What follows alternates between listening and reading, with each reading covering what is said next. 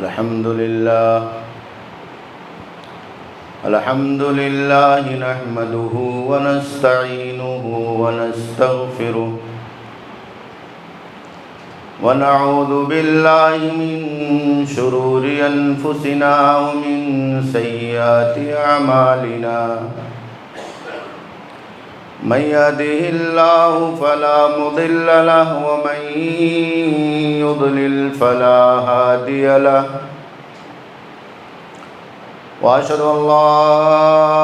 إله إلا الله وحده لا شريك له وأشهد أن محمدًا عبده ورسوله يا أيها الذين آمنوا اتقوا الله حق تقاته ولا تموتن إلا وأنتم مسلمون يا أيها الناس اتقوا ربكم الذي خلقكم من نفس واحدة وخلق منها زوجها وبث منهما رجالا كثيرا ونساء واتقوا الله الذي تساءلون به والأرحام إن الله كان عليكم رقيبا يا أيها الذين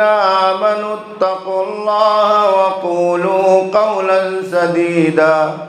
يصلح لكم أعمالكم ويغفر لكم ذنوبكم ومن يطع الله ورسوله فقد فاز فوزا عظيما أما بعد فإن خير الحديث كتاب الله وخير الهدي هدي محمد صلى الله عليه وسلم وشر الأمور محدثاتها وكل محدثة بدعة وكل بدعة ضلالة وكل ضلالة في النار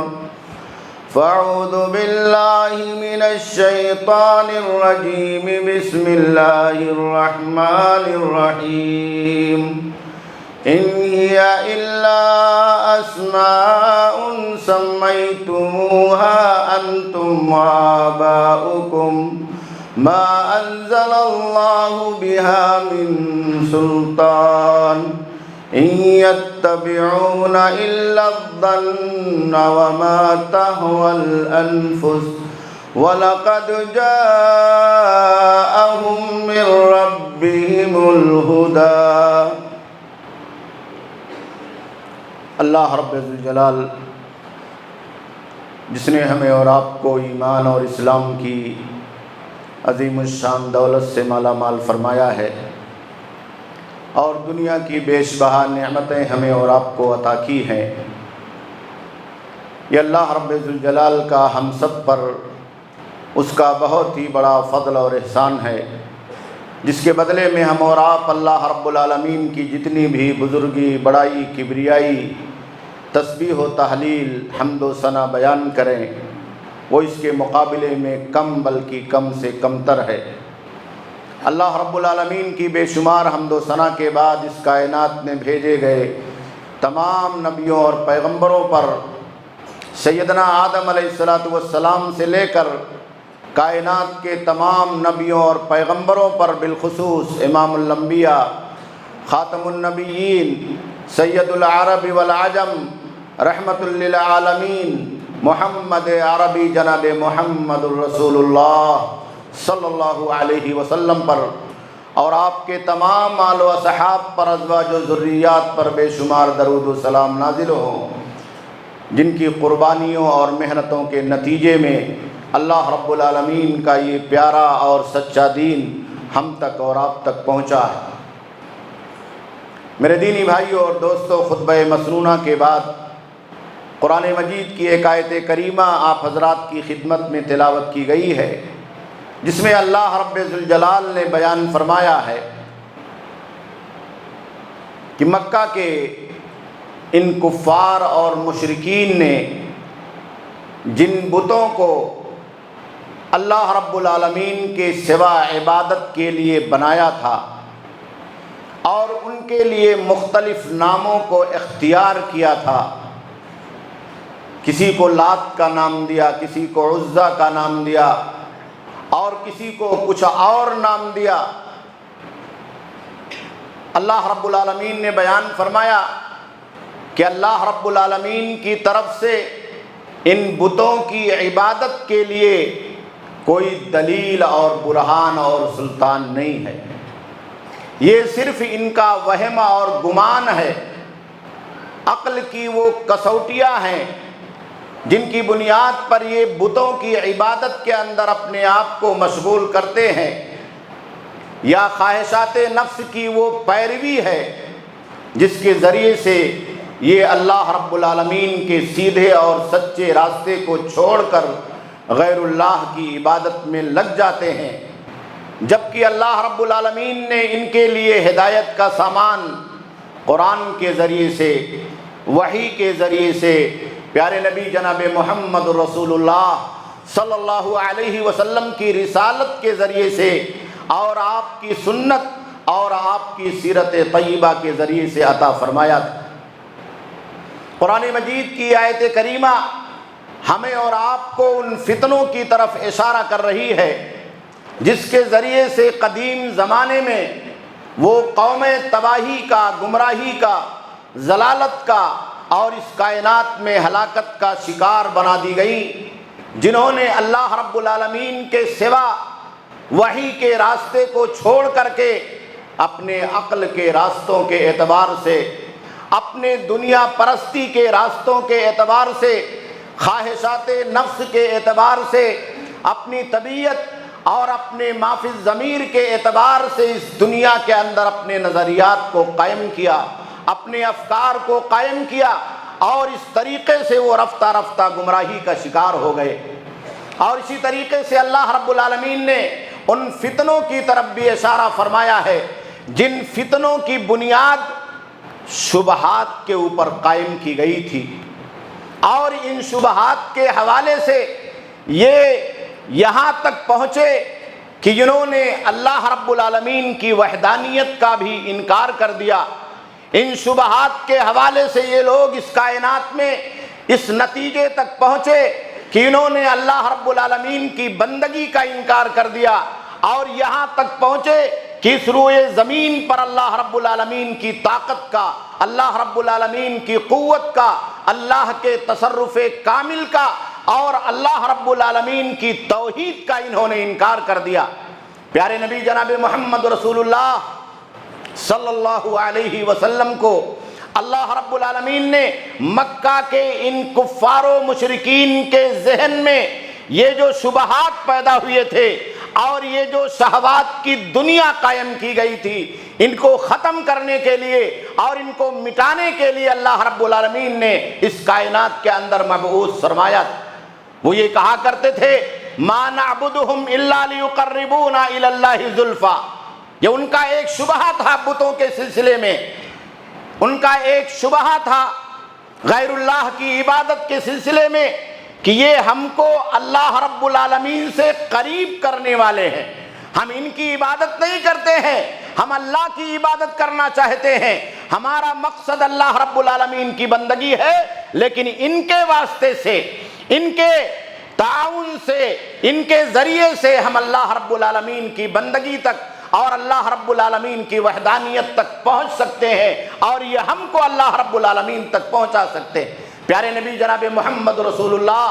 صلی اللہ علیہ وسلم نے انہی شبہات کا کافروں کے ذہن سے قلا اور قمع فرمایا، اس کی تردید فرمائی۔ جا بجا اللہ کے نبی جناب محمد رسول اللہ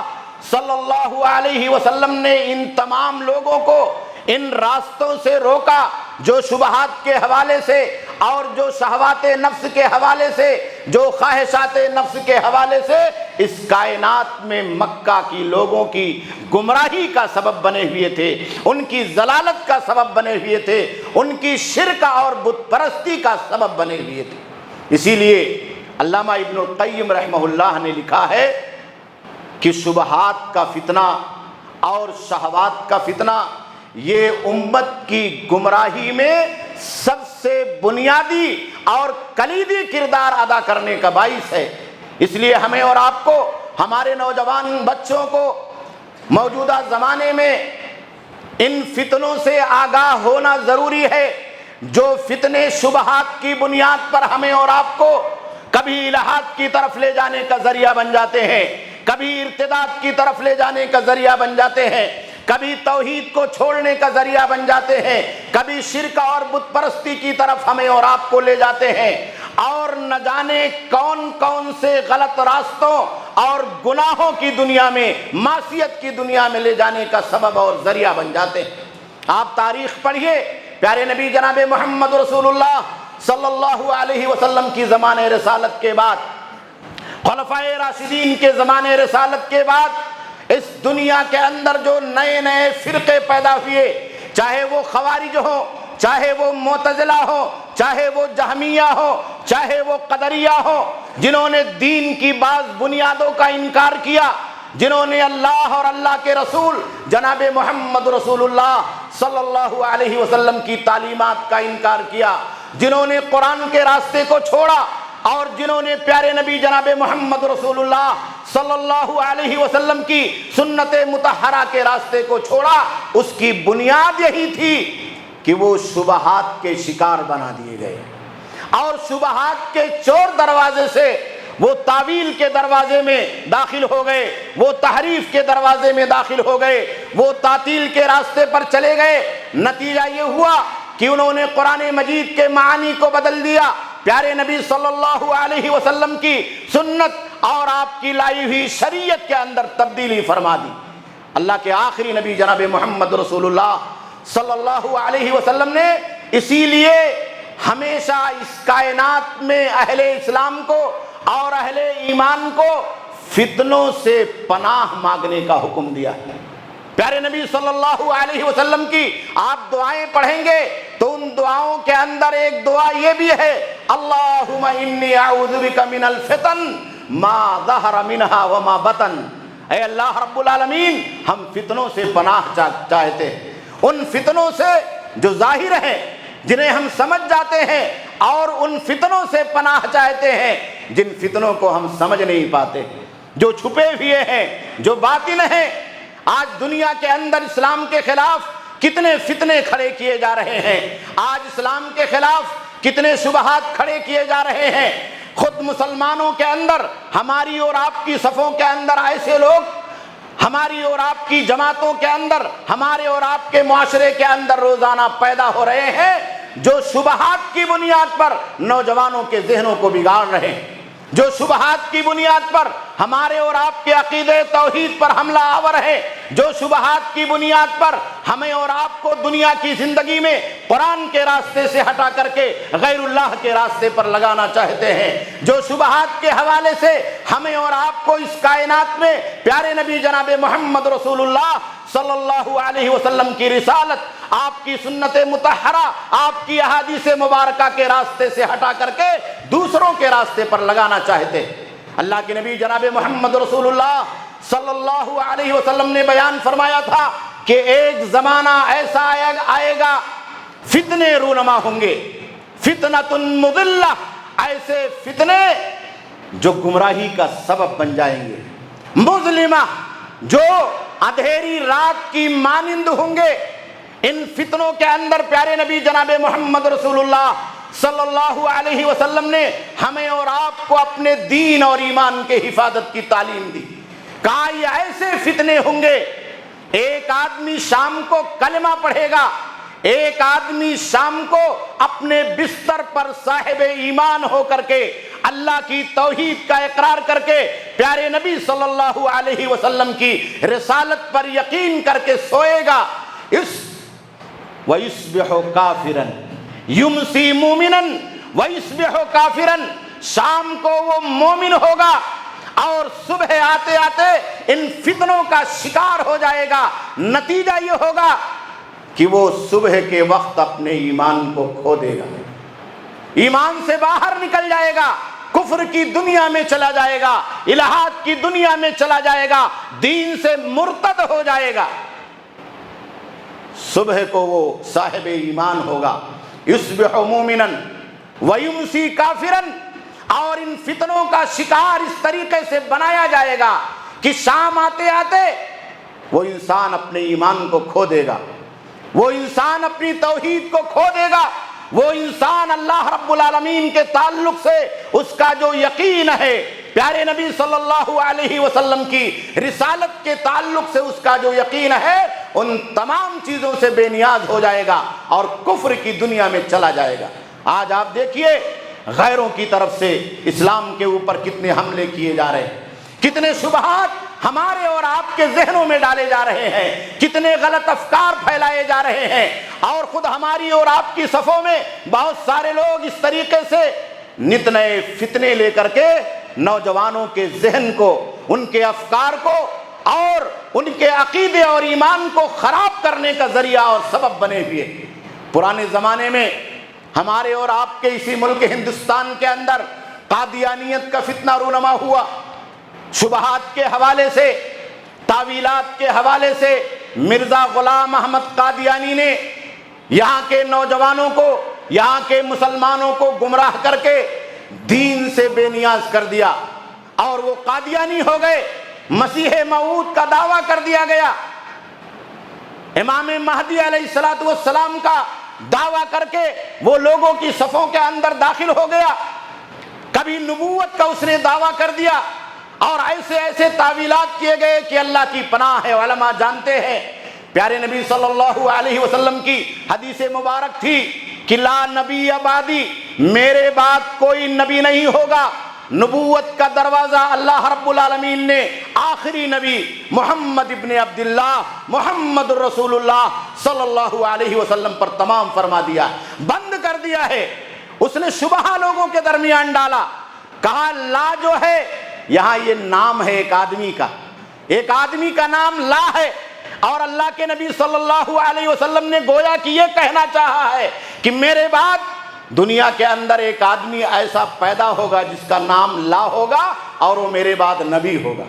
آپ تصور کیجئے، عربی پڑھنے والے، اس کے قواعد کو جاننے والے، زبان کو جاننے والے لوگوں کو معلوم ہے کہ یہاں لا کس معنی میں ہے، لیکن کیسے تعویل کے چور دروازے سے، شبہات کے چور دروازے سے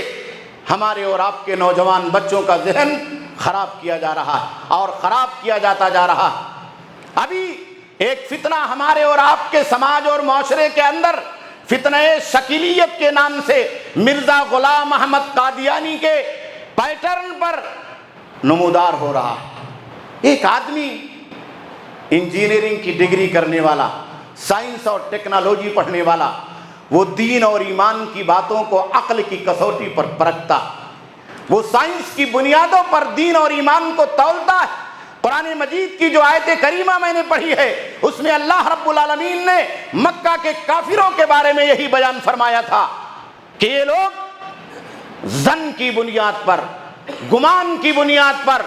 عقل کی بنیاد پر، عقل کی کسوٹیوں کی بنیاد پر اپنے بتوں کے حوالے سے ایسی باتیں کرتے ہیں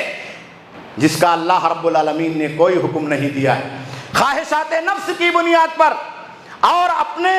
اس دنیا کے اندر نفس پروری کی بنیاد پر بتوں کے حوالے سے ایسے ایسے عقیدے بیان کرتے ہیں جس کا اللہ رب العالمین نے کوئی حکم نہیں دیا۔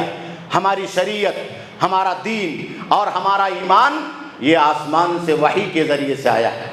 وہ تمام چیزیں جس کی بنیاد وحی ہے، قرآن مجید ہے، پیارے نبی جناب محمد رسول اللہ صلی اللہ علیہ وسلم کی سنت مطہرہ اور مقدسہ ہے، وہ ہمارے لیے اس کائنات کے اندر دلیل ہے۔ اور جن چیزوں پر اللہ رب العالمین کی طرف سے کوئی وحی نہیں ہے، اللہ رب العالمین کی طرف سے قرآن مقدس میں کوئی دلیل نہیں ہے، پیارے نبی جناب محمد رسول اللہ صلی اللہ علیہ وسلم کی احادیث مبارکہ میں کوئی دلیل نہیں ہے، وہ ہمارے لیے سلطان اور حجت نہیں۔ ما انزل اللہ بہا من سلطان، اللہ نے ان کے لیے کوئی دلیل نازل نہیں کی، وہ ہمارے لیے حجت نہیں ہے، وہ ہمارے لیے قابل اتباع نہیں ہے، وہ ہمارے لیے پیروی کے لائق نہیں ہے۔ اب دیکھیے، ایک آدمی یہ دعویٰ کر رہا ہے کہ پیارے نبی صلی اللہ علیہ وسلم نے جو قیامت کی نشانیاں بتلائی، آپ دیکھیے عقل کیسے گمراہ ہوتی۔ وہ آدمی دعویٰ کر رہا ہے کہ پیارے نبی صلی اللہ علیہ وسلم نے قیامت کی جو نشانیاں بتلائی ہے کہ آخری وقت میں اللہ رب العالمین اس کائنات میں ایک امام مہدی علیہ السلام کو ظاہر کرے گا، ان کا نام پیارے نبی صلی اللہ علیہ وسلم کے نام کی طرح سے ہوگا، یعنی محمد ہوگا، ان کے والد کا نام بھی پیارے نبی صلی اللہ علیہ وسلم کے نام کی طرح سے ہوگا۔ وہ دنیا کے اندر آئیں گے، پوری روئے زمین کو عدل اور انصاف سے بھر دیں گے، اور اس کے بعد یکے بعد دیگرے قیامت کی بڑی بڑی نشانیوں کا ظہور ہوگا۔ عیسیٰ علیہ السلام کا نزول ہوگا، اور پھر اس طریقے سے آخری نشانی سورج مشرق کے بجائے مغرب سے طلوع ہوگا اور قیامت قائم ہو جائے گی۔ یہ لوگ بغیر کسی دلیل اور برہان کے اپنے عقل کی بنیادوں پر ایسی باتیں اور ایسے شبہات نوجوان بچوں کے ذہن و دماغ کے اندر ڈالتے ہیں کہ ان آیتوں کا اور ان حدیثوں کا معنی اور مفہوم ہم زیادہ سمجھنے والے۔ اللہ کے نبی صلی اللہ علیہ وسلم نے جو باتیں حدیثوں کے اندر بیان کی ہیں وہ برحق ہیں، اور جن نشانیوں کو پیارے نبی صلی اللہ علیہ وسلم نے بیان کیا ہے وہ ہو بہو اس کائنات کے اندر رونما ہونے والی ہے، اس میں کسی تعویل کی گنجائش نہیں ہے۔ لیکن عقل کی بنیادوں پر یہ لوگ یہ دعویٰ کرتے ہیں کہ اللہ کے نبی نے اگر امام مہدی علیہ السلام کے پیدا کرنے کے لیے اس کائنات کے اندر پیارے نبی صلی اللہ علیہ وسلم کو پیشین گوئی کرنے کی ہدایت دی تھی تو وہ امام میں ہی ہوں، نعوذ باللہ من ذالک۔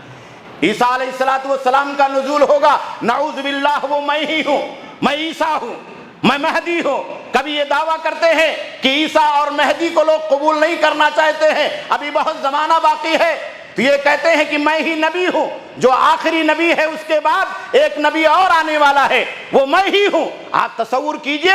کہ شبہات کی بنیاد پر کس طریقے سے انسان گمراہیوں کا شکار بنا دیا جاتا ہے، شہوات کی بنیاد پر کس طریقے سے انسان دلیل اور حجت کو چھوڑ کر کے، قرآن و حدیث کو چھوڑ کر کے، شریعت کو چھوڑ کر کے عقل کی باتیں کرتا ہے، قیاس کی باتیں کرتا ہے، اور جس کی بنیاد پر وہ اپنے ذہن و دماغ کے اندر ایسے تصورات پیدا کرتا ہے